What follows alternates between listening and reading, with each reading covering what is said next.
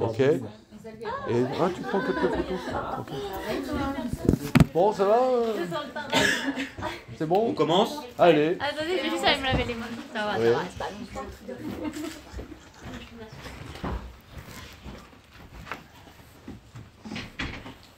Tout le monde est là. Voilà. Ça va, Jérémy? C'est bon? Je te dérange peut-être? Ok. Alors, le sujet.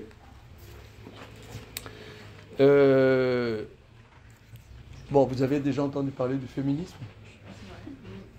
Alors, pourquoi tu rigoles? Alors, bon, le féminisme, il y a plusieurs aspects dans le féminisme.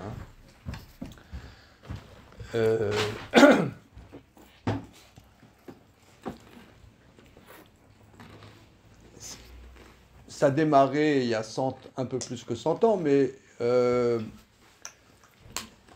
là où ça a pris de l'ampleur, c'est aux États-Unis, et c'est une femme juive qui s'appelait Betty Friedan qui a lancé un peu tout le truc qui a pris de l'ampleur après. Et c'était une femme juive de Brooklyn qui a lancé, dans les années 60, ça s'appelait le Women Lib. Bon. Et après, elle est décédée il y a quelques années. Et il y avait dans un journal national, il y avait toute une page sur Betty Friedan. Et ils mettent qu'à la fin de sa vie, cette Betty Friedan qui avait lancé, on pourrait dire, le féminisme moderne, elle était retournée à ses racines juives à l'étude du Talmud. Je vous retrouve l'article parce que c'est assez impressionnant. Mais, bonsoir. Mais je suis pas surpris. Comme on va voir un passage du Talmud qui est pour moi un des passages les plus... je trouve que c'est un passage bouleversant. Et que il y a une dizaine d'années, j'ai sorti un premier livre. Et dans ce que nous allons voir, je l'ai rédigé dans ce livre qui s'appelle « Le désir des désirs ». Bon, alors, c'est un passage de Talmud. Je sais que Maya m'a dit que c'est souvent indigeste, n'est-ce pas? Elle dit comme ça, mais... Non, vous l'avez dit pire que ça. Pire que ça. Hein, alors, là aussi, puisque on va parler un peu de la théorie des genres, l'étude du Talmud, c'est genré.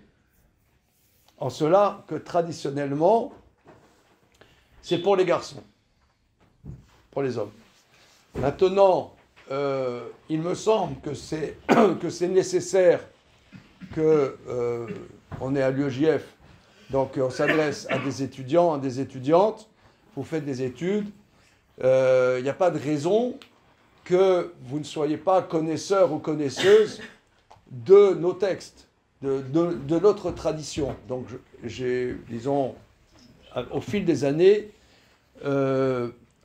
mes maîtres m'ont encouragé à faire des cours, même de Talmud, à un public divers, et même à des jeunes filles. Maintenant, vous allez voir que c'est pas évident. C'est pas évident. Et tout de suite, vous risquez d'être choqués. Je préviens. Ça veut dire que le Talmud aborde les choses de la vie de manière réaliste, crue et sans manière. Et ça touche tout de suite des choses intimes. Tout de suite des choses intimes. Je pense que c'est pour ça que, si vous voulez, les garçons, pour faire une étude assez genrée, si je peux m'exprimer ainsi, les garçons, on s'en fout de ce qui est un peu violent. Au contraire, quand c'est un peu violent, on aime bien. Mais donc le Talmud, c'est toujours un peu violent. C'est toujours un peu violent. Donc c'est pour ça que c'est pas évident. Mais l'intérêt de ce texte étant, pour moi, central, je pense que c'est important de le voir. Bien. Alors, avant de commencer, il y a dans notre tradition des lois de pureté et d'impureté. Est-ce que je peux prendre le tableau, là? Ouais. Est-ce que vous voulez qu'on le déplace On le là pose là? Ouais. Non, c'est trop compliqué. Non, non, il n'y a pas de problème. Est-ce que la prose qui est écrite dessus, on peut l'effacer ou c'est dramatique? Non, c'est très long. Allez, non, mais il y a les plus petits. Ouais, on les verra pas. Ah, un petit, d'accord. Cette fois, je me suis jamais sur le Vraiment pas le même. Ah, ça va aller, c'est bon. Voilà. Comme ça? Ouais. Est-ce que tu as des stylos qui vont avec? Ah, ça va. Merveilleux. Stylo pour tableau blanc. Je me sacrifie pour lui. Ils sont derrière toi. Tu vas devenir martyr. C'est ça.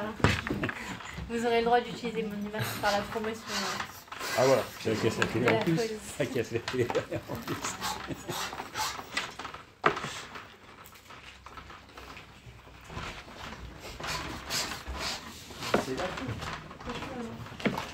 Ouais, non, non.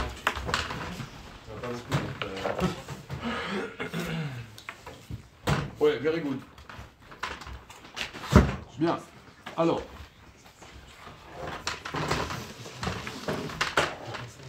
Bien, merci. Magnifique. Alors regardez. Donc c'est ce qu'on va voir est un peu technique. Donc comme j'ai introduit, le Talmud c'est un peu choquant. Voilà. Un peu choquant et, que dire, c'est technique et c'est légal. Il ne faut pas voir dans ce qu'on va voir des dimensions, je dirais, moralisantes, mais il faut des données pour rentrer dans la pensée. Il y a une pensée, si vous voulez,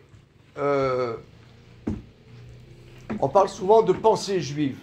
On parle souvent de pensée juive. Maintenant, moi, dans mon enseignement, ce que j'essaie de partager, c'est que la pensée spécifiquement juive, la manière juive de penser, vient du Talmud. Et le Talmud, si vous voulez, il y a des outils pour pouvoir rentrer dans cette pensée. Pourquoi il y a rarement des cours de pensée grand public, des cours de Talmud grand public? Parce que c'est technique. C'est technique. Mais comme on est à l'UEJF, vous faites des études, théoriquement. Ouais, non, je sais pas. Oui, vous faites des théoriquement. N'en faites plus, ça y est, c'est fini les études. Non, bon, c'est arrêté, vous en avez marre. Vous en avez marre. Non, tu fais des études. Apprendre, c'est surtout. Ouais, bon, ok. Donc je sais pas, par exemple, quelqu'un il fait dentaire, il apprend des trucs. Il fait médecine, il fait l'anatomie. Donc il ne peut pas faire médecine s'il n'y a pas d'anatomie. Donc dans le Talmud, si vous voulez, c'est la même chose. Il y a des bases techniques. Bien. Alors, on va aborder des lois de pureté. C'est le seul stylo, là. Attends, là. Voilà. Voilà, c'est bon. Il y a des lois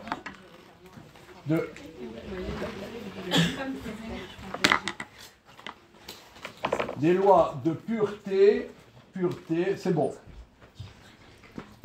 et impureté. Est-ce qu'il y en a qui savent comment ça se dit en hébreu? Nida. Oui, on va parler de Nida. Il y a Touma et Tahara. Ça, c'est Tahara, la pureté. Tahara. Et l'impureté, c'est la Touma.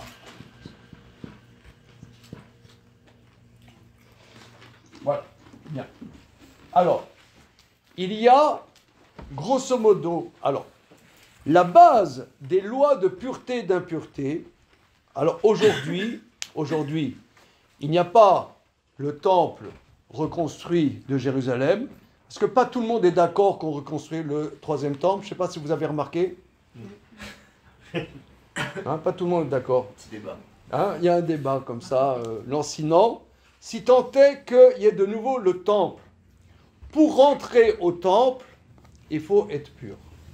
Alors comment on se rend pur? Alors pour plusieurs sujets de pureté et d'impureté, pour plusieurs sujets de pureté et d'impureté, il faut aller au mikvé, au bain rituel.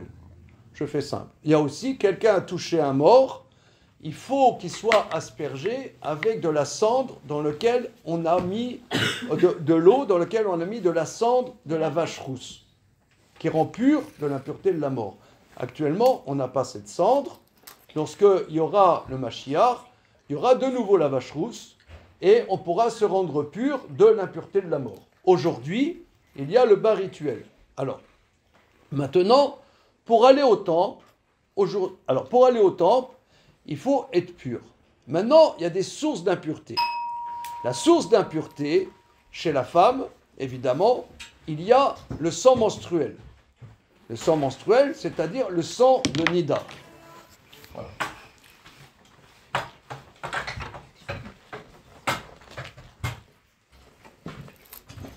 Alors, il ne faut pas voir dans cette impureté, une dimension morale. Il n'y a pas de dimension morale ou de moralité, de pas de moralité. C'est, si vous voulez, c'est un fait. Une femme qui a ses règles ne peut pas aller au temple de Jérusalem. Il faut qu'elle aille, après un certain laps de temps, au bain rituel, au mikvé, pour aller au temple. Entre parenthèses, de nos jours, dans les lois de pureté et d'impureté, on pourrait remarquer que si, dans un couple juif, traditionnellement, une femme va au bain rituel, c'est qu'on considère qu'un couple, la vie de couple, correspond quelque part à une vie du temple de Jérusalem. Si vous voulez, il y a entre un homme et une femme, il y a une sainteté qui se crée, et cette sainteté ne peut pas être tout le temps 365 jours sur 365 jours. Il y a une préparation pour donner une intensité, de la même manière que pour aller au temple, on ne va pas au temple comme ça, avec sa clope, ses écouteurs, en train de regarder Netflix. Tu vas au temple, tu te prépares, tu vas au bain rituel, parce que tu vas vivre quelque chose de central dans ta vie. De la même manière, dans la vie de couple, on peut comprendre que, quelque part, on peut ne pas être d'accord, hein, mais dans notre tradition, une femme, elle a le sang menstruel, elle attend un certain nombre de jours, pour retrouver son mari, elle va au bain rituel, ce qui est quelque part, bien que nous soyons en exil, il y a le couple, la famille juive, il y a quelque chose qui ressemble au temple de Jérusalem. Mais à l'époque du temple de Jérusalem, les hommes aussi peuvent être source d'impureté. Qui de nos jours n'a pas d'incidence concrète, parce qu'on n'a pas le temple de Jérusalem, mais un homme qui a une émission de semences, l'émission de sperme, devient impur. S'il y a le temple de Jérusalem, il ne peut pas rentrer au temple, il a par exemple une émission de semences, même par exemple, il n'y a pas une dimension morale dans la chose, parce que, disons, un couple est ensemble,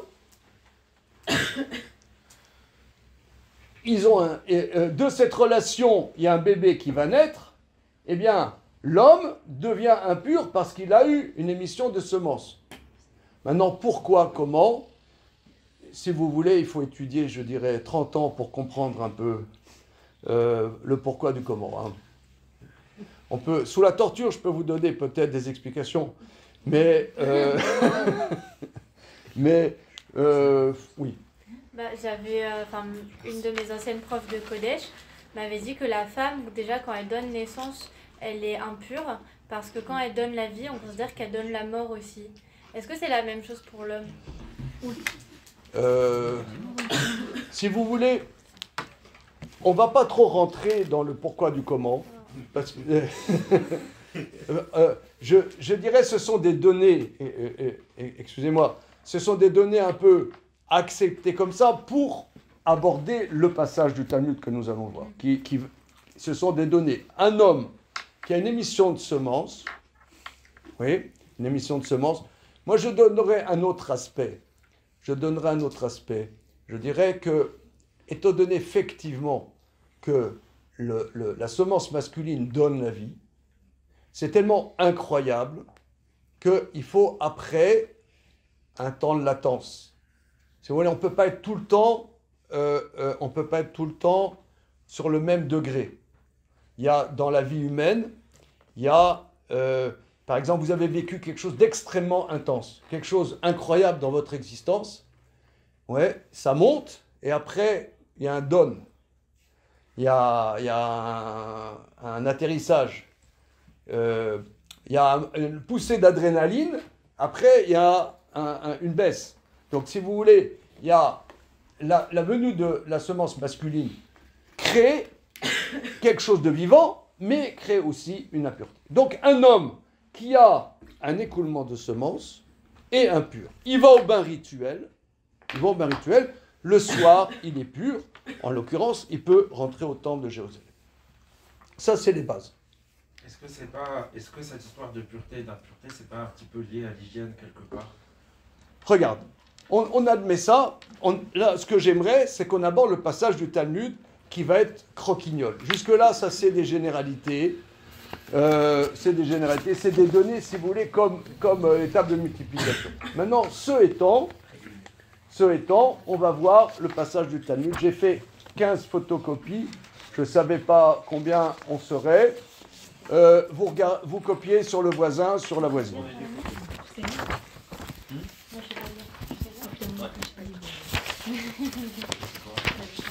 Alors, ça c'est la première feuille. Mais c'est pas long et je vais traduire et je vais expliquer. Surtout que c'est en araméen. Hein. Vous parlez araméen. Ça, c'est la deuxième. Ah, voilà.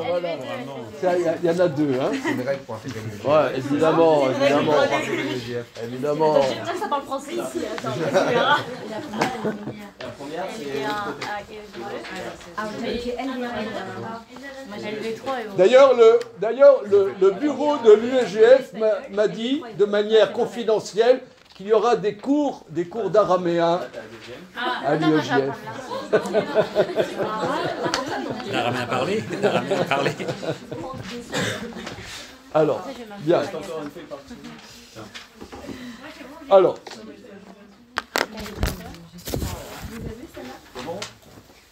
Oui, merci Jérémy. Ah, Jérémy. Alors maintenant, le sujet c'est comme ça.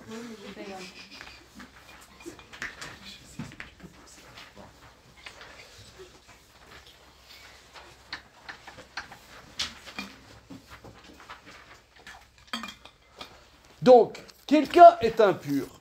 Quelqu'un est impur, que ce soit un homme, que ce soit une femme.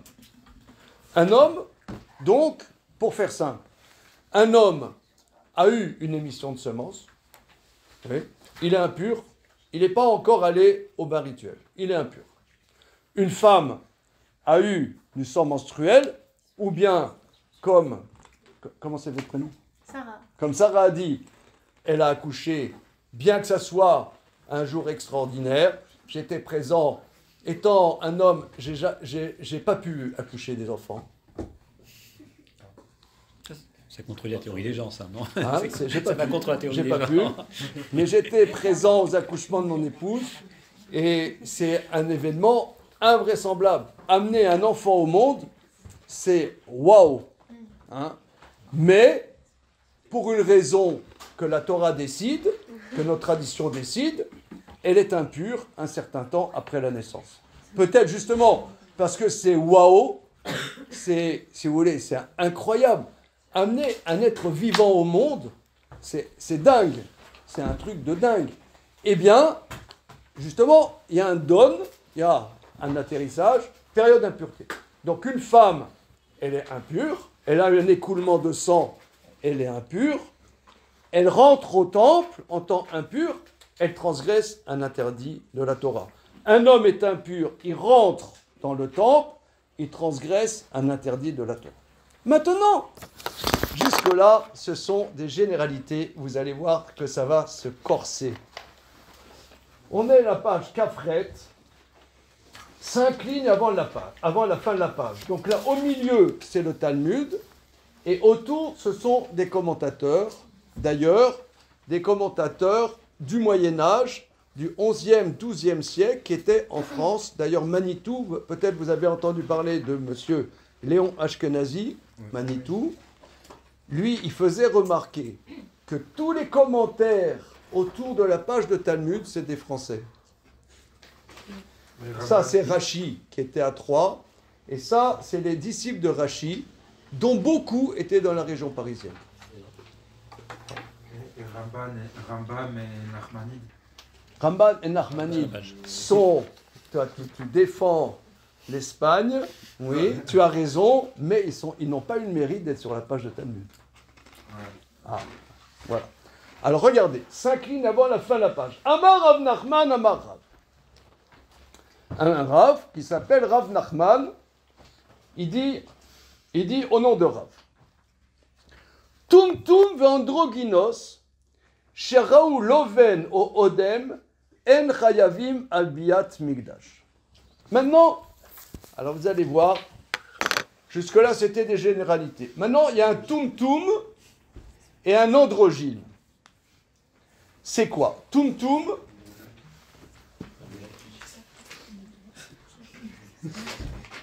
c'est quelqu'un, excusez-moi l'expression, de sexe indifférencié. On ne sait pas si c'est un homme, il ne sait pas lui. Il n'a pas d'organes génitaux, c'est quelqu'un qui n'a pas d'organes génitaux révélés. C'est des cas rares, quelqu'un, il n'a pas... Bon, évidemment, à l'époque, le Talmud a été rédigé il y a 2000 ans, il n'y avait pas de test pour savoir le chromosome. Hein. Mais aujourd'hui, on peut peut-être déterminer, mais à l'époque où il n'y a pas de test des chromosomes, il n'a pas de sexe exprimé. Donc c'est un doute. Est-ce que c'est un homme? Est-ce que c'est une femme? On ne sait pas. Un homme, une femme. Eh bien, il a, ou bien, un androgyne. Qu'est-ce que c'est un androgyne? C'est quelqu'un qui a les deux organes génitaux exprimés. Il est à la fois homme et à la fois femme. Alors, ça existe, ça. J'ai posé la question à des médecins. C'est rare, mais c'est quelqu'un qui est homme et femme à la fois. Mais alors, ça n'existe pas l'androgyne pur. C'est un mythe chez les Grecs. Hein. Chez les Grecs, c'est le mythe de l'androgyne. Mais il y a un androgyne est plutôt homme que femme, ou plutôt femme qu'homme. Mais c'est une incertitude. Il ne sait pas déterminer. Est-ce qu'il est plus femme qu'homme? Donc vous voyez, là, ça a été rédigé il y a 2000 ans. Mais on commence tout de suite dans des problématiques. Des problématiques, je dirais, éternelles, donc actuelles. Quelqu'un, il est androgyne. Il ne sait pas s'il est un homme, il ne sait pas s'il est une femme. Et il a des règles et il a du sperme. Donc, il est impur. Mais s'il rentre au temple, est-ce qu'il transgresse l'interdit de rentrer au temple en étant impur? That is the question. Encore une fois. Donc là, il faut suivre. Hein. Il faut suivre. Encore une fois. Quelqu'un, il ne sait pas s'il est un homme, il ne sait pas s'il est une femme. C'est pas simplement, c'est pas quelqu'un qui est né garçon et qui... Il y a quelqu'un aujourd'hui, il est né garçon, il dit non, en vérité, je suis une femme. Ou bien il y a quelqu'un, il est né femme, il dit en vérité, je suis un garçon. Il y a quelqu'un, il m'a raconté une histoire. C'est un grand ami à moi. Il m'a dit que ce monsieur, quand il n'est pas chez lui, son fils, il s'habille en fille. Il est un grand adolescent, il s'habille en fille. Il a découvert ça. Ok. Et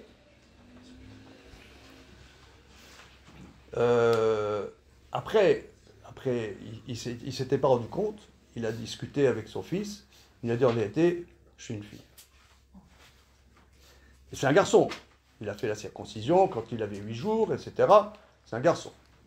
Bon, mon ami, il s'est dit, oh là là, je suis très très loin de mon fils, je ne m'étais pas rendu compte de ça, et donc il est parti au sport d'hiver avec son fils. Ok. Pour retisser des liens avec son fils. Et à l'hôtel, au sport d'hiver, il voit son fils qui, excusez-moi l'expression, qui drague une fille. Oh. Ah, il dit, mais je comprends pas. Tu m'as dit que tu étais une femme. Il dit, mais je suis lesbienne. Non, mais attends, attention. Attention, c'est pas une blague. Hein. C'est une histoire vraie. Hein.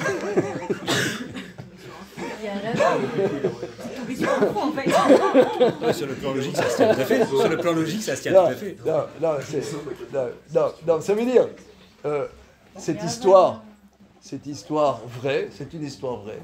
Cette histoire vraie parle de la confusion. La confusion, parce que on dit que chacun a des tendances comme ci, des tendances comme ça. Ok. Mais ça, le sujet, c'est pas ça.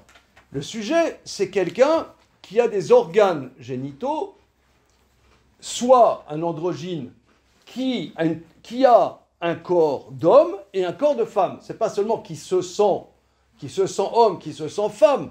Il a des organes et génitaux de femme et organes génitaux d'homme. Voilà. Maintenant, cette personne a un écoulement de sang.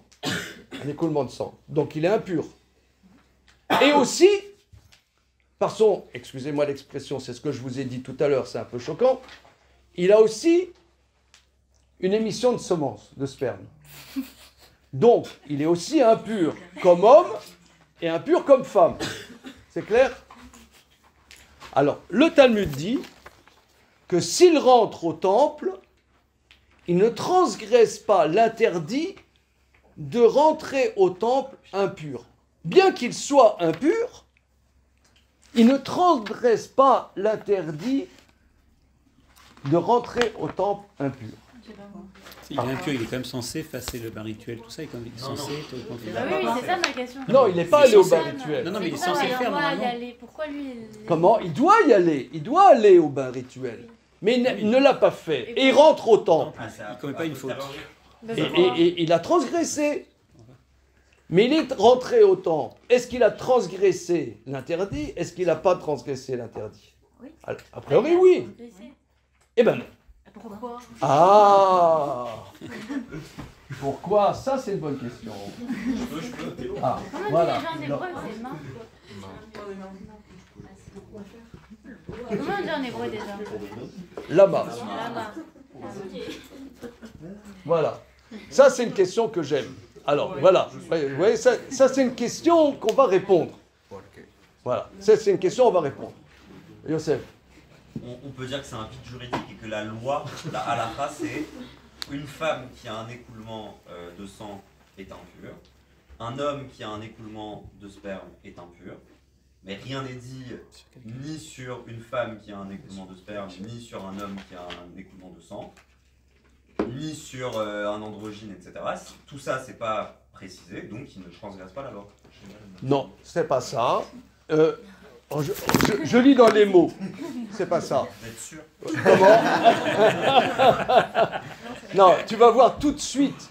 Tu vas voir tout de suite. Mais regardez, moi, ce que j'aime dans le Talmud, c'est que c'est très technique. Ça veut dire, c'est pas de l'à peu près. C'est une science. C'est une science.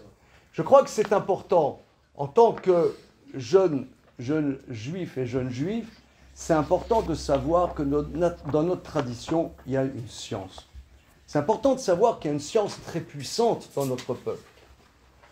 Nous, être juifs, c'est pas seulement aimer Israël, j'écoute RCJ, donc je suis juif. Ouais, être juif, on possède une science.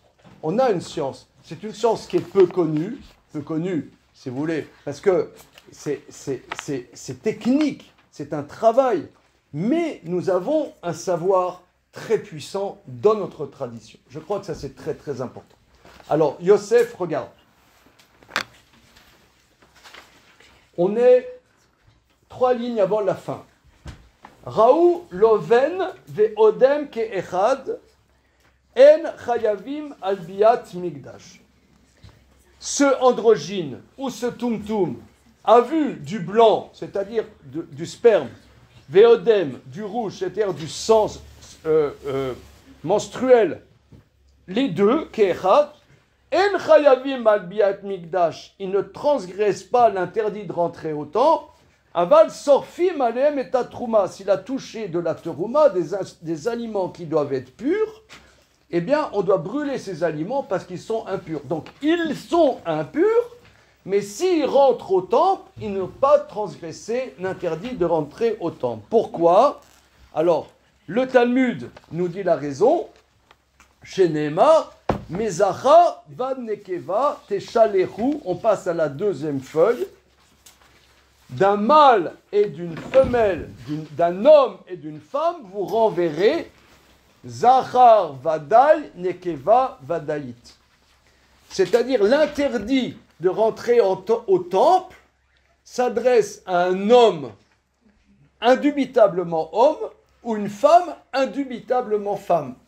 Cette personne est indubitablement impure, mais pour rentrer au temple, l'interdit que quelqu'un d'impur rentre au temple, c'est seulement s'il est un homme indubitablement ou une femme de manière indubitable. Alors, le temple, c'est quoi? C'est avoir une relation à Dieu. Moi, je ne sais pas qu'est-ce que c'est le temple, mais j'imagine qu'on rentre au temple, on va prier au temple, donc on va avoir une relation à Dieu, Pour avoir une relation intime avec Dieu, il ne faut pas être impur. Eh bien, s'il n'est pas homme indubitablement ou femme indubitablement, s'il rentre impur, il ne transgresse rien. Alors, quand j'ai étudié ce traité il y a quelques années, je me suis posé la question, et j'ai écrit un long texte là-dessus qui se trouve dans ce livre. Qu'est-ce que ça a à voir, la relation à Dieu? En quoi dépend-elle du fait d'être un homme véritablement ou une femme véritablement? Pourquoi il faut, excusez-moi, dire être genré pour avoir une relation à Dieu? Qu'est-ce que ça veut dire d'être un homme ou une femme? Savoir que je suis un homme véritablement. Si j'ai un doute sur ma masculinité ou un doute sur ma féminité, c'est comme si je ne pouvais pas avoir une relation à Dieu. C'est ça. Le fait que je rentre au temple impur, c'est-à-dire, c'est rien. Quand même. On rentre au temple quand même. Comment? On rentre au temple quand même, il rentre au temple quand même. Donc, non, il doit aller au mikvé. Oui, il doit aller au mikvé. Mais s'il n'est pas allé, il doit aller au mikvé. Mais s'il n'est pas allé, il n'a pas transgressé. Comme s'il n'était pas allé au bout de la relation avec Dieu, c'est ça? Comme si, voilà, comme si un défaut dans la relation à Dieu. Or, je ne sais pas si vous avez lu Paul de Tarse, les évangiles. Non, hein, les évangiles, là, l'UEJF, c'est pas, il n'y a pas de distribution gratuite d'évangiles. Non. Alors, dans les évangiles, il y a quelqu'un qui s'appelle Paul, qui s'appelle Saint Paul. Ouais, d'accord. Alors, pas tonton Paul, hein, c'est... Alors, il y a une phrase très importante dans le christianisme, que par rapport à Dieu, il n'y a ni homme, ni femme, ni juif, ni non-juif. C'est une phrase très importante, une phrase très importante dans les évangiles, que par rapport à Dieu, il n'y a ni homme, ni femme, ni juif, ni non-juif. Alors nous, on voit ici, dans le Talmud, je dirais, dans la page Kafret Amoud Aleph, dans le traité Nida, on verrait que c'est le contraire, que dans la relation à Dieu, c'est fondamental d'être une femme ou d'être un homme. Si on a une ambiguïté sur son identité sexuelle, C'est comme s'il y avait un défaut, un manque dans une relation que je peux avoir à Dieu. Qu'est-ce que ça a à voir? Quel est le rapport avec la choucroute? Oui. Mais du coup, si... Alors peut-être que je me torture un peu trop les méninges, mais si on ne doit pas avoir de doute et il ne doit pas y avoir d'ambiguïté, est-ce que ça veut dire qu'en soi-même, on doit d'abord s'interroger sur soi-même, ou justement il ne faut pas questionner son genre? Parce que ceux qui ont un doute en soi, c'est qu'ils se sont beaucoup interrogés et peut-être qu'ils n'ont pas trouvé de réponse. Ou peut-être qu'il faut s'interroger et trouver une réponse. Et j'avoue que j'ai besoin de vous lire. Mais j'entends quelque chose.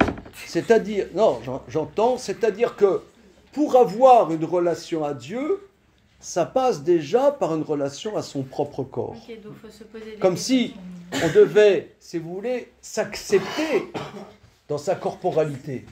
Dans la vision actuelle des choses, c'est que la corporalité, et c'est une notion très grecque, hein, parce que Paul de Tarse, c'est le christianisme, dans la tradition juive, le christianisme, on dit judéo-chrétien, mais en vérité, ça n'a pas grand-chose à voir. Dans notre tradition, on dit que le christianisme vient plutôt du monde grec que du monde juif. C'est une influence de l'hellénisme sur le judaïsme. C'est nous, en tant que juifs, la perception de notre corporalité est première. Il y a un verset qui dit « Mifsari echazé Eloka » « Par ma chair, je saisirai Dieu ».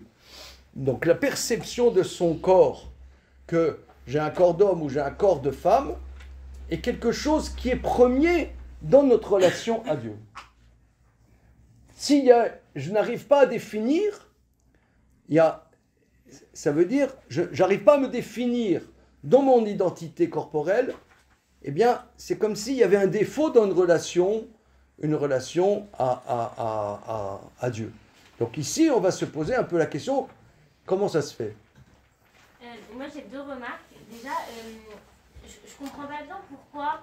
Enfin, pour moi, le fait justement de pas transgresser quelque chose si la personne qui n'est pas sûre de sa sexualité ne se trompe pas au mikvé, c'est au contraire quelque chose en moins à faire par rapport aux autres, par rapport à une femme qui est 100% femme ou un homme qui est 100% homme. Donc c'est presque... Enfin, il est autorisé à aller au temple malgré tout. Donc non, il n'est pas autorisé. S'il l'a fait, il ne l'a pas transgressé. Non, c'est pas que c'est autorisé. Hein. Donc il a presque plus de chance. Enfin, oui, je comprends. Entre guillemets, que les autres.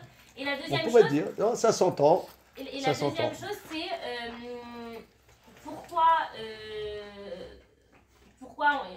ces personnes ne sont pas autorisées à avoir la même relation avec Dieu, alors que là, on parle de quelque chose qui est pas de leur fait. C'est-à-dire qu'ils sont nés comme ça, et a priori, c'est Dieu qui a choisi comment on est et comment on est fait. Donc, pourquoi, enfin, comment, c'est un peu ambivalent, je trouve, comme... Enfin, ça veut dire que Dieu n'autoriserait pas dès le début certains à avoir la même relation à lui que d'autres. C'est un handicap. C'est un handicap. Il y a des gens, ils ont des handicaps. C'est un handicap. Il y a quelqu'un, je ne sais pas, il est né aveugle de naissance, comme dit l'autre, il n'a rien demandé, mais il est aveugle. C'est un handicap. Ça l'exclut pas de... Non, c'est pas que ça exclut. Non, mais il y a c'est un handicap. Pardon, il y a plein d'handicaps qui excluent de certaines mitzvot. Oui, il y a certains handicaps. Les fous et les, voilà, fous, les enfants. Non. T'es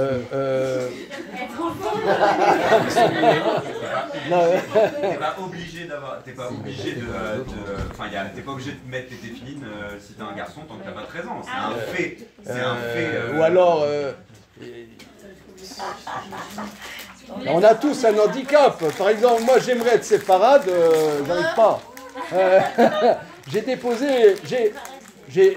J'ai déposé au consistoire un dossier, mais il paraît que c'est très très long pour devenir séfarade. Non, on a tous un handicap, je vois. Mais pour moi, ça va être un peu logique si on a du mal à comprendre son genre, que la relation avec Dieu, elle n'est pas pareille, parce que si on a du mal on a un doute sur son genre, ça veut dire qu'on admet que Dieu a fait une erreur. si par exemple on est femme et on dit bah non, finalement je crois que je suis homme, ça veut dire qu'on se dit bah, que Dieu il a fait une erreur, que Dieu il nous a créé comme lui il nous voit. Et s'il nous a créé femme, c'est qu'on est femme. Si on pense qu'on n'est plus femme, c'est qu'on dit bah Dieu il a fait une erreur quand il m'a créé. Mais c'est vrai que, vous savez, les questions d'identité, j'ai posé la question sur quelqu'un qui est androgyne. J'ai posé la question sur quelqu'un qui est androgyne à un médecin, parce que quand j'ai étudié ça, j'étais ébahi. Est-ce que ça existe? Est-ce que ça existe? Et un ami qui est médecin, je lui ai posé la question, il m'a dit c'est très rare. C'est très rare, mais quelqu'un qui a des organes génitaux, les deux organes génitaux, il a un problème d'identité, il m'a dit en général, il se suicide. Oh, Donc ça n'a... C'est parce que ne pas savoir qui on est, c'est compliqué. Très bien. C'est compliqué. C'est très compliqué. C'est très compliqué. C'est très compliqué à vivre. Alors regardez, moi je vais vous proposer une démarche. En quoi, maintenant cette démarche, elle vaut ce qu'elle vaut, mais je vous propose. En quoi est-ce vital dans la relation à Dieu, vital, en quoi est-ce vital de se percevoir comme homme, se percevoir comme femme? Je dirais que c'est plus le problème pour l'homme que la femme. Je crois que, alors ça se discute, mais je crois que c'est plus facile d'être une femme que d'être un homme. Je crois qu'être un homme, d'ailleurs, ça se voit aujourd'hui, que la masculinité est très, comme on dit, c'est très à la mode de dire que l'ennemi, c'est caucasien, homme et occidental. Oui, c'est vrai. N'est-ce pas? Ouais, c'est vrai. C'est l'ennemi. Ouais. Maintenant, quelqu'un... En fait, non, c'est l'homme blanc. Non, t'as mis un critère quand même, et plus de 40 ans quand même. Comment? En général, c'est l'homme de plus de 40 ans. C'est exactement ça. Le jeune quand même est un peu... Comment? L'homme blanc hétérosexuel, Ah, c'est exactement voilà. ça. C'est exactement ça. L'homme mûr blanc. L'homme blanc, l'ennemi, l'homme blanc, l'homme caucasien, on appelle en langage bobo, ouais, l'homme caucasien, hétérosexuel, et j'en ai oublié, J'ai une tête dynamique aussi. et qui réussit dans la vie, Voilà. ouais, et qui est pas un loser, c'est une catastrophe. Mais me semble-t-il que si aujourd'hui c'est une problématique, bon il y en a qui ont écrit des livres là-dessus, ok, c'est une grande problématique, je crois que c'est une problématique humaine profonde. Je crois que l'homme, et je crois aussi, par exemple, qu'en ayant un peu traîné mes guêtres à droite et à gauche, j'ai remarqué, par exemple, il y a un copain et une copine. Et la copine dit, bon alors, dis-moi, quand est-ce qu'on se marie? Et le mec, il tourne autour du pot. Pourquoi le mec, il tourne du pot? Pourquoi il tourne autour du pot, le mec? Parce qu'il n'assume pas d'être responsable. Mais ça, c'est pas aujourd'hui. Je pense que c'est quelque chose de fondamental. Parce qu'un homme, il assume de tenir la famille. D'être un mari, d'être un père de famille.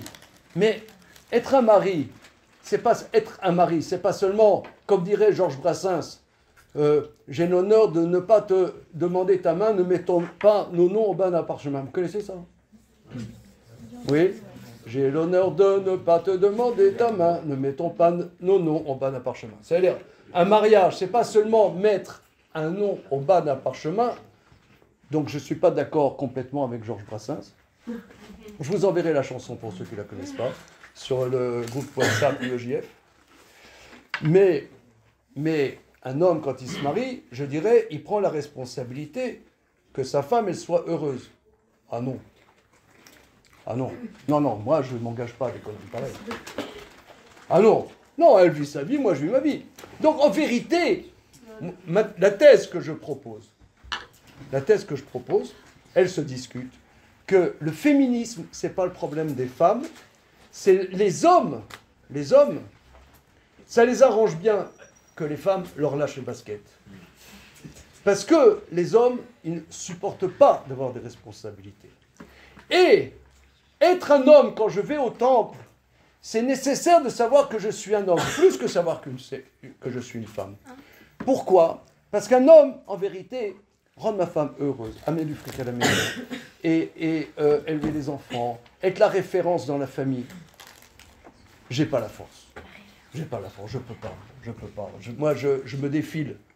D'ailleurs, je connais plein de personnes, dès qu'ils ont appris que leur femme est enceinte, les mecs, ils se cassent. T'as déjà entendu ça? Comment? Non, c'est d'accord, mais d'un point de vue. C'est pas seulement, c'est honteux peut-être, mais c'est fréquent. Pourquoi?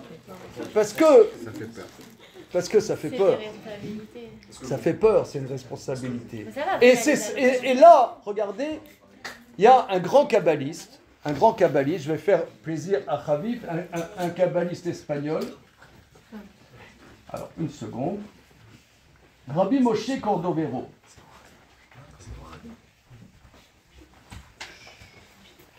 Rabbi Moshe Cordovero. Merci.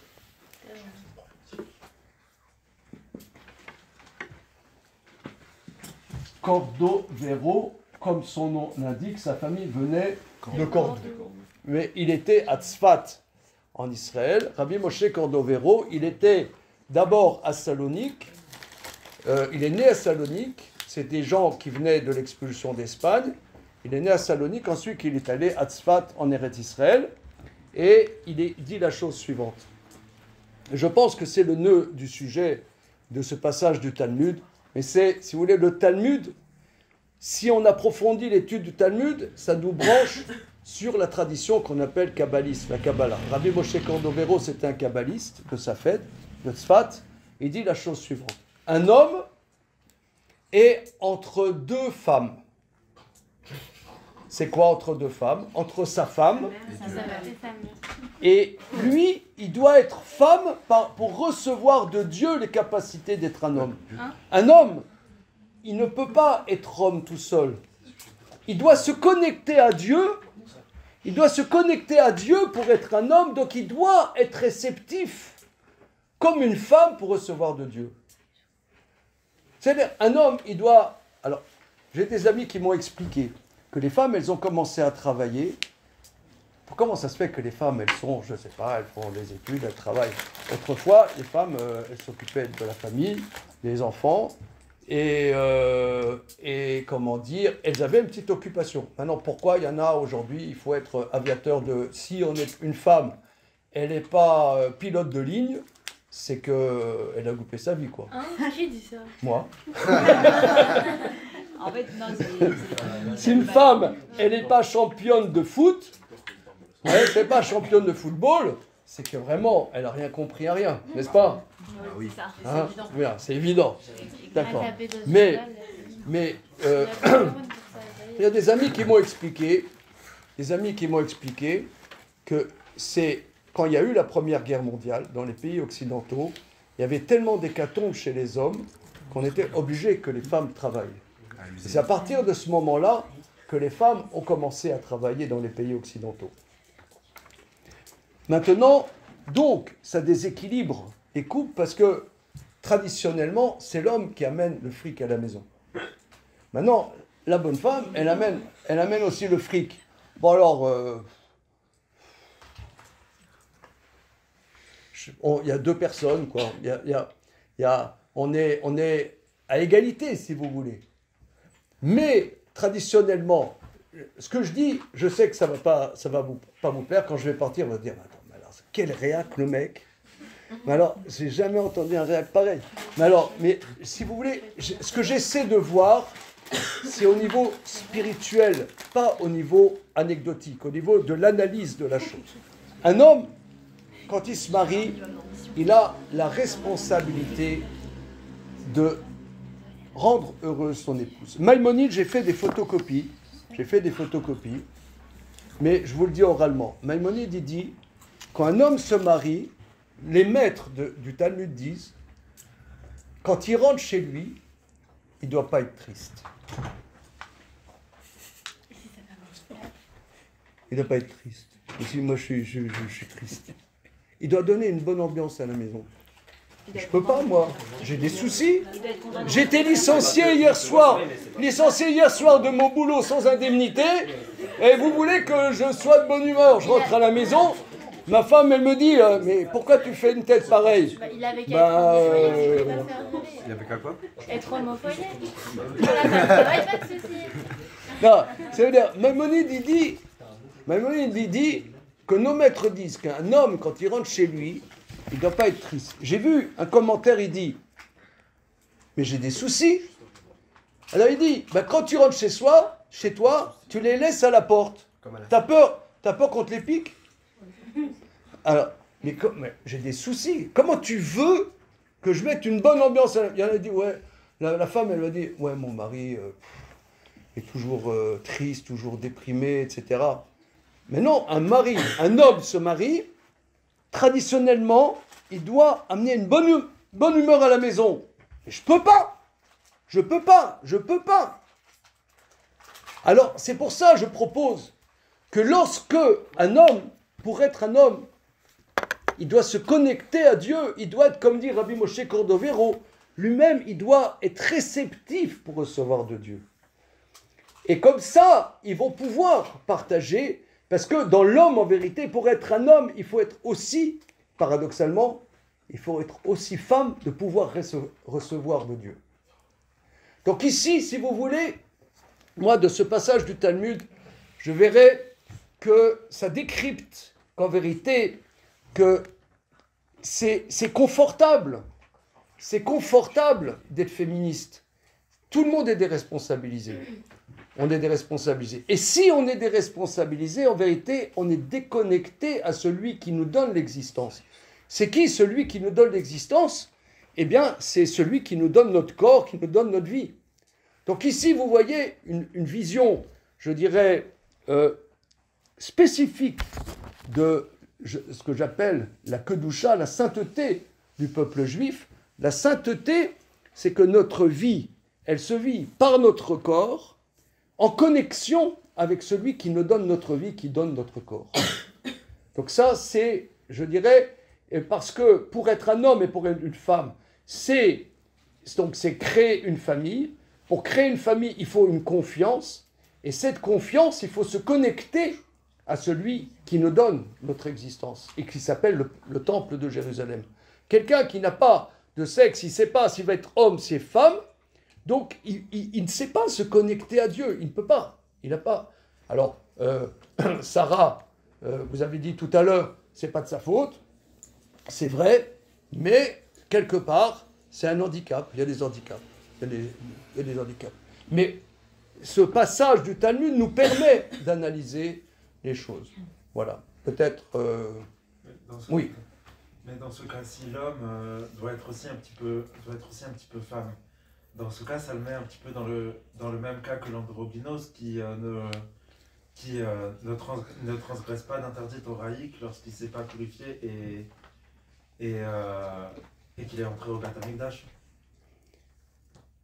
Oui, mais là, il n'a pas les éléments. Là, si tu veux, ce que je veux dire, c'est que pour être homme, pour vivre, en vérité, moi je suis démuni. Par exemple, amener ce qu'on appelle la parnassa, amener de quoi vivre à la maison, là aussi c'est quelque chose qui m'échappe. Comment moi j'ai les moyens, je vais savoir que je vais gagner ma vie?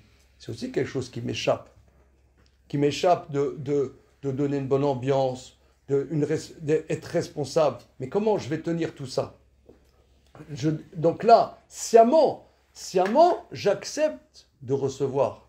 Sciemment, j'accepte d'être dans une réceptivité.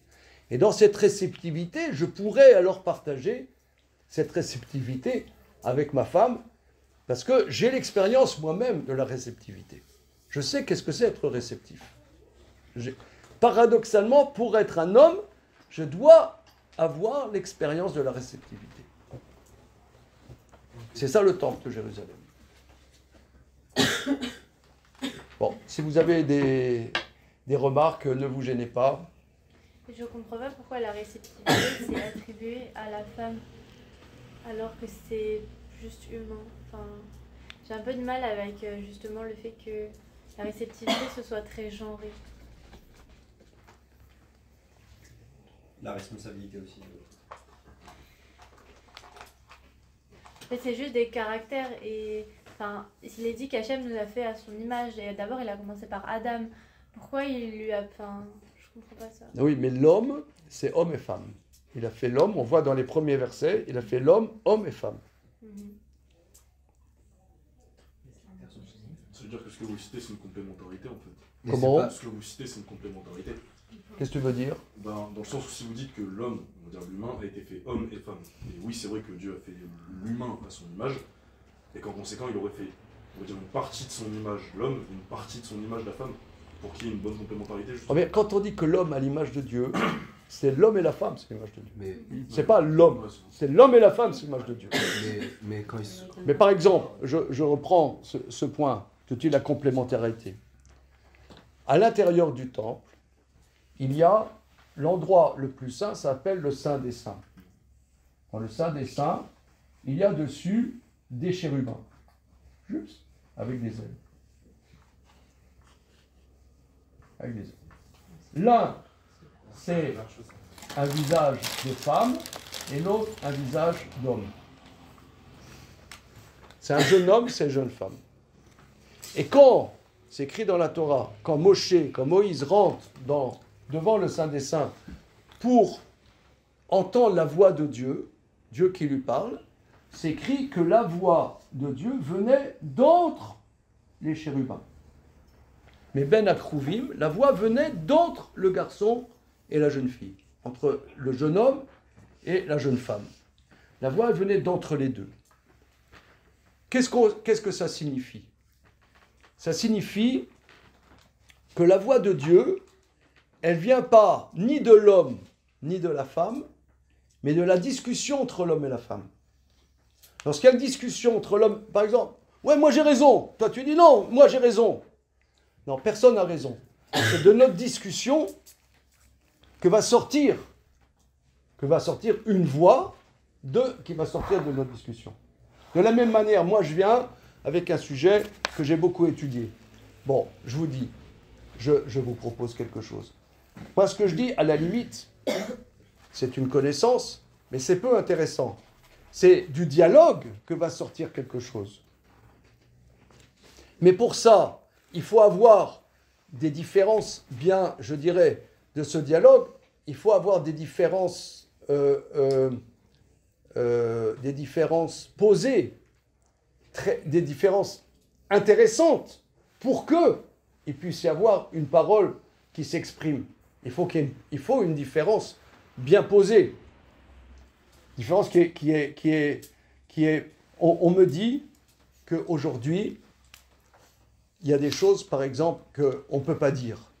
On dit, ah oui, mais on dit, par exemple, ah oui, à notre époque, si un tel vivait à notre époque, jamais on aurait fait tel sketch ou tel sketch ou tel sketch. Ah oui, les inconnus, il y a 30 ans, ils faisaient des sketchs, mais aujourd'hui, ces sketchs, on ne pourrait pas les faire. Vous avez entendu ça? Louis de Funès, je sais, ouais. Alors ça, c'est très intéressant qu'aujourd'hui, il y a des paroles qu'on ne peut pas dire. Ah, c'est horrible. Tout le monde sauf ce que... Comment? Aujourd'hui, dans des films de Louis de Funès, il y a des phrases qu'on ne peut plus dire aujourd'hui. Enfin, quand vous entendez, ça fait partie des films en plus qui sont des classiques du patrimoine français. C'est compliqué aujourd'hui de dire certaines phrases. Ah, il paraît que dans la bibliothèque d'Harvard, ils ont enlevé plein de trucs, des machins. Tout le monde s'offusque de tout. Ouais. Comment? Tout le monde s'offusque de tout. Ouais. Tout le monde s'offusque de tout. Ah, voilà. La moindre parole, aujourd'hui, elle passe pas. Tout le monde prend n'importe quelle petite phrase. Alors, vous me ferez pas un procès, hein, là. Soit dans le contexte, et se dit cette phrase n'est pas prononcée dans tel contexte dans un film, mais elle me vise Voilà. vraiment en gros. Mais alors, si vous voulez, je crois que ça fait partie du même sujet, si vous voulez. Je pense que ça fait partie du même sujet, qu'on est dans l'indifférencié. Quand on est dans l'indifférencié, il n'y a pas une parole qui peut s'exprimer. La parole, elle peut s'exprimer que lorsqu'il y a une polarisation. Il y a une polarisation, on défend quelque chose, on est différent. Comme on est différent, on peut exprimer des choses, il y a une parole qui peut sortir. Me semble-t-il, c'est aussi un autre aspect, que être un homme et être une femme, c'est nécessaire pour que dans notre différence affirmée et quelque part assumée, il puisse y avoir un dialogue. Le dialogue, il n'est pas... On est tous pareils, mais c'est pareil. Être un homme et une femme, c'est exactement pareil. Mais on a exactement la même sensibilité. Non, bon, ok, bah, il ne se passe rien. Il ne se passe rien. Voilà. La vie, justement, la vie, elle vient d'une différenciation. Mais en vérité, cette différenciation, moi je voudrais dire que l'homme, la problématique fondamentale, c'est l'homme qui manipule. En vérité, le féminisme, je propose, c'est une manipulation masculine. Je vais vous dire encore quelque chose qui n'est pas politiquement correct. Alors, ne me faites pas non plus de procès.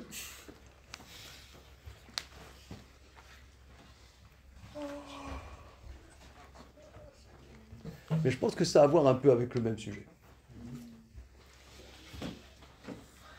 On sait que notre bon Emmanuel Macron,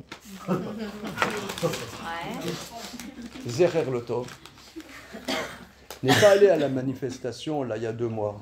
Hein, pas allé. Bon, nous on l'a mal pris dans la communauté. Bah oui. Bah oui. On l'a mal pris dans la communauté et on l'a encore pas digéré. Ah bon ? Ouais. Bien.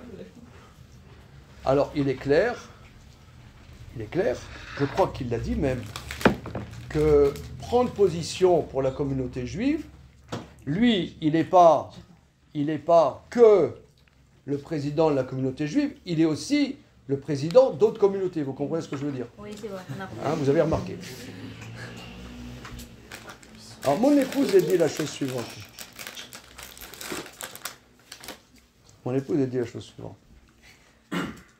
Et dit que être copain avec là ça va. Allez-y. Être copain avec les Arabes,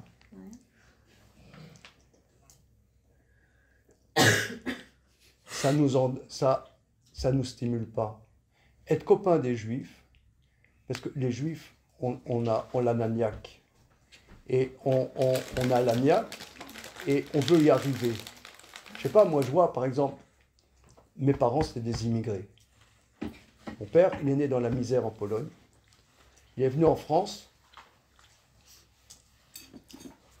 La veille de son mariage, il est allé au bain public. C'est-à-dire ses parents, mes grands-parents, ils n'avaient pas la douche à la maison. Il est allé... Et toute sa médecine, mon père est fait gynécologue accoucheur, toute sa médecine, il a fait dans le petit magasin. Il n'avait pas de chambre, il dormait dans le magasin de mon grand-père. Mais jamais il s'est plaint. Il est venu, dès qu'il était gosse, il voulait être médecin.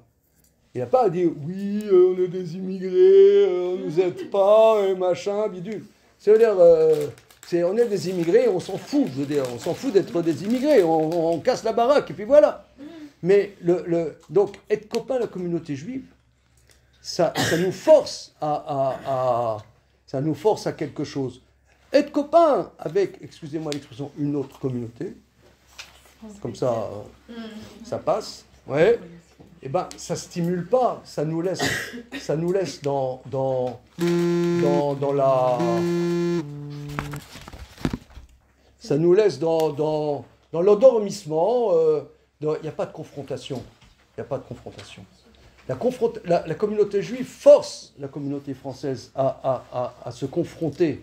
Parce que là, ça, en vérité, ça nous laisse dans l'endormissement. Voilà, ça endormit. Donc ici, c'est encore dans la non-polarisation, si vous voulez.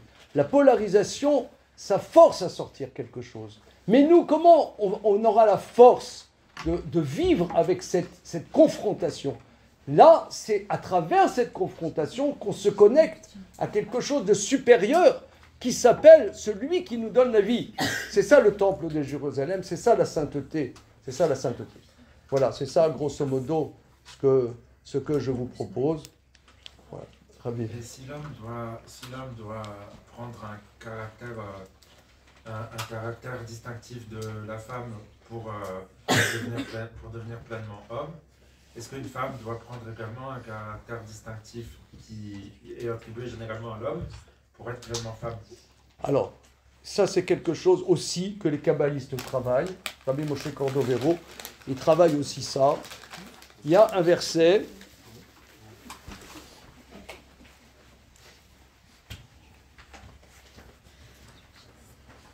Et ça c'est le thème, en vérité, ça c'est le thème du livre. Excusez-moi, je suis un commercial qui s'appelle Le désir des désirs. Alors j'explique. Je pose la question, alors si c'est ça, quelle est la place que la Torah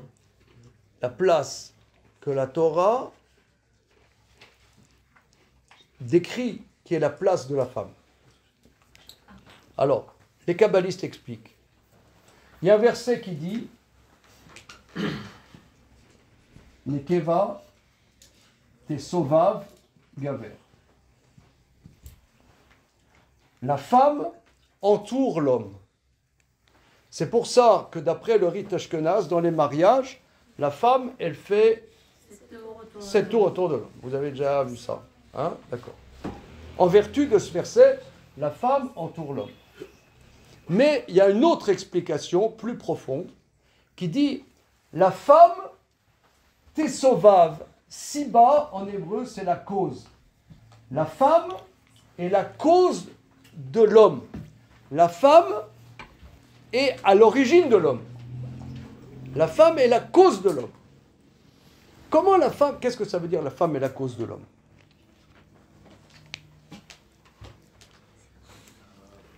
Alors, Gaver, c'est pas l'équivalent de Nekeva. C'est plus la virilité. Donc. La virilité. La femme est la cause de la virilité. Ouais. Alors, qu'est-ce que ça veut dire? À la sortie d'Égypte, il y a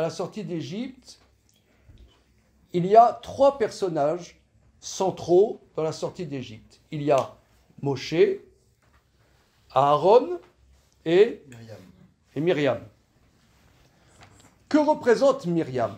On dit que la manne venait par le mérite de Moïse, les nuées qui protégeaient, c'est le mérite de Aaron, et le puits d'eau, c'était Myriam. Myriam, c'est la vie. Comment? Myriam, c'est la vie. C'est quoi l'eau? C'est quoi l'eau? Le puits. C'est quoi le puits? C'est l'eau qui vient du fond, du très fond de la terre et qui monte. En vérité, c'est le désir.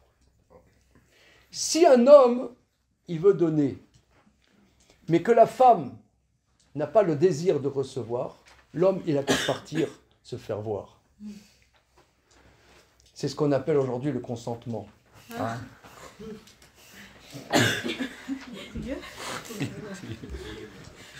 Pourquoi ça rigole là? Alors, le consentement est quelque chose, en vérité, dans notre tradition, c'est beaucoup plus fort que le consentement. Le consentement, c'est absolument un don. C'est pas le consentement. Le consentement, t'es d'accord? Non, c'est beaucoup plus fort, c'est le désir. Le désir, c'est beaucoup plus fort que le consentement. Le consentement, tu peux manipuler un consentement, mais un désir, tu ne peux pas le S'il est manipuler. manipulé, il n'est pas valide. Hein. Comment? C'est compliqué là. S'il est manipulé, le consentement, il est pas licite. Non, c'est la personne qui donne son consentement le manipule. C'est pas si l'autre Non, manipule. non, tu peux savoir. manipuler. Tu peux manipuler un consentement, mais un désir. C'est pas... Un désir, il y a un désir ou il n'y a pas de désir. Désir, c'est très profond, c'est très intime. S'il n'y a pas de désir, il n'y a rien. Je vous donne un exemple. Moi, je suis enseignant. Qu'est-ce qui est plus important? C'est vous ou c'est moi? C'est nous. C'est moi. C'est vous. C'est nous. Bah, si je viens, qu'il n'y a personne, eh ben, Non, mais juste pour c'est clarifier. nul. C'est nul. Donc, en vérité, quelque part, vous êtes plus fondamental que moi. Si vous avez besoin d'apprendre, c'est vous qui me donnez une existence. Si moi j'ai appris, disons, ça fait X années, j'aime étudier le Talmud, j'aime l'enseigner. Mais en vérité, c'est mon problème à moi. S'il n'y a pas des personnes qui ont envie d'apprendre, moi je rentre chez moi, je suis un nul, j'existe pas en vérité. La femme, elle apporte plus fondamental, elle est première par rapport à l'homme, parce que s'il n'y a pas le désir, c'est beaucoup plus profond que le consentement. Le consentement, c'est pas fort. Dans notre tradition, c'est pas le consentement, c'est plus fort que le consentement, c'est le désir. C'est le désir. Et le désir est premier. Par exemple, qu'est-ce qui est plus important? Dieu ou le peuple juif? Le peuple. Oh, c'est dur. Comment? Non, le peuple. Le peuple, Dieu, il a donné aux mains la terre justement pour que l'homme persévère. Sans peuple, il n'y a pas de Dieu. C'est le peuple juif. Le peuple juif. D'ailleurs, il y a un verset dans le Cantique des Cantiques que Dieu appelle le peuple juif sa mère. Ouais. Là. Pourquoi? Parce que si nous, le peuple juif, on n'était pas connectés au Créateur, le Créateur, il s'ennuie tout seul, il est là. Mais de base, c'était toute l'humanité qui devait être liée à Dieu. Mais finalement, vu que sur des générations et des générations après le déluge et Noir, il n'y avait pas eu de sage, à part Abraham qui a accepté de se lier à Dieu. Mais normalement, c'était l'humanité tout entière qui devait être pour Dieu. Mais c'est ça, la mission d'Abraham, c'est de reconnecter l'humanité. C'est ça, sa mission. Donc, si vous voulez, quelque part, l'humanité, le désir de l'humanité d'avoir un lien avec le Créateur, quelque part, crée le Créateur. On est la maman de Dieu quelque part. Mais le Créateur, il aurait pu nous détruire. Comment c'est votre nom? Carla. Carla. Alors Carla, ça passe pas. Non, ça passe pas bien. Je suis pas très convaincue là. Non, d'accord. Mais, et c'est ça, en vérité, c'est ça la place de Myriam. Myriam, quelque part, c'est la grande sœur, elle est première par rapport à Moshe Aaron. Si le peuple juif n'avait pas de désir d'avoir un lien, de faire quelque chose avec Dieu, Dieu, il s'ennuie tout seul. Donc Myriam, c'est elle, on voit par exemple, elle a traversé la mer Rouge, elle a dit aux femmes juives, venez, on va danser. Les hommes, ils ont chanté, les femmes, elles ont dansé. Donc, quelque part, elle a connecté encore plus profondément le peuple juif que Moshe, que les petits frères. C'est le désir, Le désir, vous pouvez, on va méditer là-dessus, je resterai de notre exposé là-dessus. En réalité, dans l'existence, le plus important, c'est le désir. Par exemple, dans l'enseignement, le plus important, c'est donner envie. Si tu n'as pas envie, tu ne peux rien faire.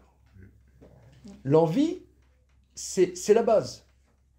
L'envie, d'ailleurs, par exemple, on dit la Torah, c'est comparé à l'eau. La Torah, c'est comparé à l'eau. J'ai vu un commentaire d'un mec qui s'appelle Rav Yitzhak Utner, il explique comme ça. Parce que l'eau, quand on boit ou on mange quelque chose, on fait une bénédiction. Si par exemple tu prends un médicament et tu le prends avec de l'eau, Tu ne fais pas de bénédiction sur l'eau, parce que l'eau, c'est pour avaler ton médicament. Maintenant, l'eau, si tu bois, mais pas par soif, par besoin, mais pas par soif, tu ne fais pas de bénédiction. Tu ne fais pas de bénédiction. La Torah, c'est pareil. Si tu as soif, alors la Torah, ça a un sens. Si tu n'as pas soif, elle n'a pas de sens. Il y en a qui disent, ouais, c'est que des contraintes, le judaïsme. Oui, c'est vrai, ça peut être, ça dépend. Est-ce qu'on a une envie? On n'a pas d'envie. Donc ça, c'est la place de la femme. La place de la femme, c'est connecter l'envie. Et c'est pour ça, il y a un mari, il a envie de sa femme. Par exemple, vous connaissez, c'est un peu le Bryan Adams, vous connaissez, il y a un chanteur. Oui, un chanteur, il a fait des très belles chansons, un rocker comme ça, Bryan Adams. Et il a fait une chanson, il dit, en français, il dit, voilà, les chansons d'amour, vous voyez. Mais en vérité, ça c'est la dimension bidon de l'homme, je dirais. Que l'homme, il dit son amour, mais ça, c'est quelque part, c'est bidon. S'il n'y a pas un désir qui vient. Donc la femme, quelque part, elle est première par rapport à l'homme. C'est ça ce que la femme, traditionnellement, ce qu'elle apporte. Et d'ailleurs, on revient au sujet initial, les lois de pureté familiale, traditionnellement, c'est pour recréer un désir à l'intérieur du couple. Parce que lorsque ça devient machinal, après, la vie est machinale, il n'y a plus de goût. Les lois de pureté et d'impureté sont là pour réinsuffler un désir à l'intérieur de la vie des couples. Voilà, les amis, suite au prochain numéro. Je vous remercie en tout cas.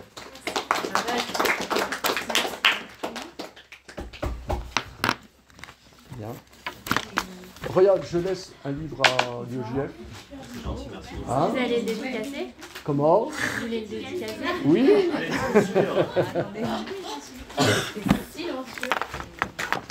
J'ai un stylo UGF. Ah oui, alors il faut...